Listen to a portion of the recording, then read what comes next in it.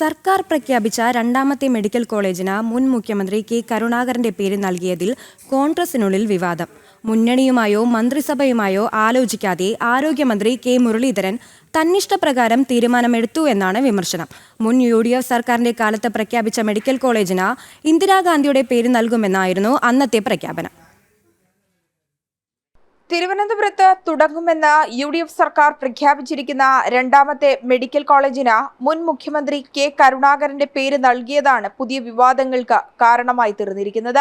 മുന്നണിയിലോ മന്ത്രിസഭയിലോ ചർച്ച ചെയ്യാതെ ആരോഗ്യമന്ത്രിയായ കെ മുരളീധരൻ തന്നിഷ്ടപ്രകാരമാണ് പിതാവിന്റെ പേര് മെഡിക്കൽ കോളേജിന് നൽകിയതെന്നാണ് ഉയരുന്ന വിമർശനം. ആരോഗ്യമന്ത്രി എടുത്തുചാടി തീരുമാനമെടുത്തു എന്ന ആക്ഷേപവും ശക്തമാകുന്നുണ്ട്. വരുന്ന മന്ത്രിസഭാ യോഗത്തിലും ഇത് ചർച്ചയാകുമെന്നാണ് വിവരം. ഉമ്മൻചാണ്ടി സർക്കാർ പ്രഖ്യാപിച്ച രണ്ടാം മെഡിക്കൽ കോളേജിന് ഇന്ദിരാഗാന്ധി മെഡിക്കൽ കോളേജ് എന്ന പേര് നൽകുമെന്ന് നേരത്തെ പ്രഖ്യാപനം നടത്തിയിരുന്നതാണ്. എന്നാൽ ഇത് പിന്നീട് LDF സർക്കാർ അധികാരത്തിൽ വന്നതോടെ മെഡിക്കൽ കോളേജുമായി ബന്ധപ്പെട്ട തുടർ നടപടികൾ ഉണ്ടായില്ല.